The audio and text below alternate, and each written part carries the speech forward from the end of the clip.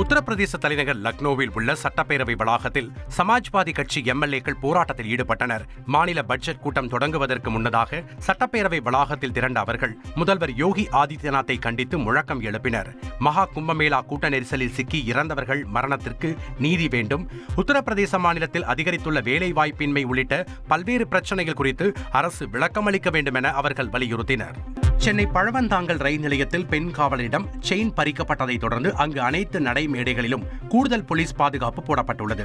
மின்சார ரயில் மற்றும் பறக்கும் ரயில் வழித்தடங்களில் இரவு 10 மணி முதல் 12 மணி வரை கூடுதலாக ரயில்வே போலீசார் பாதுகாப்பு பணியில் ஈடுபட்டு வருகின்றனர். குறிப்பாக பெண்கள் மட்டும் பயணம் செய்யும் பெட்டிகளில் பாதுகாப்பு பலப்படுத்தப்பட்டுள்ளது.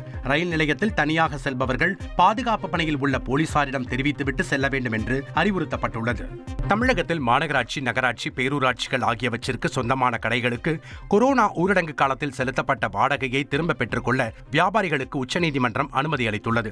இது தொடர்பான வழக்கில் கடந்த 2020ஆம் ஆண்டு மார்ச் முதல் செப்டம்பர் வரையிலான வாடகை கட்டணங்களை ரத்து செய்து சென்னை உயர்நீதிமன்ற மதுரை அமர்வு உத்தரவு பிறப்பித்திருந்தது. இதை எதிர்த்து தமிழ்நாடு அரசு தாக்கல் செய்த மேல்முறையீடு மனுவை விசாரித்த உச்சநீதிமன்றம் சென்னை உயர்நீதிமன்ற மதுரை கிளை பிறப்பித்த உத்தரவை உறுதி செய்து வசூலிக்கப்பட்ட வாடகையை 3 வாரங்களில் திருப்பித் தர தமிழ்நாடு அரசுக்கு உத்தரவிட்டது.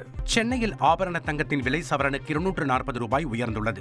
22 கேரட் தங்கம் ஒரு சவரன் 63,760 ரூபாய்க்கும் 1 கிராம் 7,970 ரூபாய்க்கும் விற்பனை செய்யப்படுகிறது. வெள்ளியை பொறுத்தவரை 5வது நாளாக விலையில் எவ்வித மாற்றமுமின்றி 1 கிலோ வெள்ளி 1,08,000 ரூபாய்க்கும் 1 கிராம் 108 ரூபாய்க்கும் விற்பனை செய்யப்படுகிறது.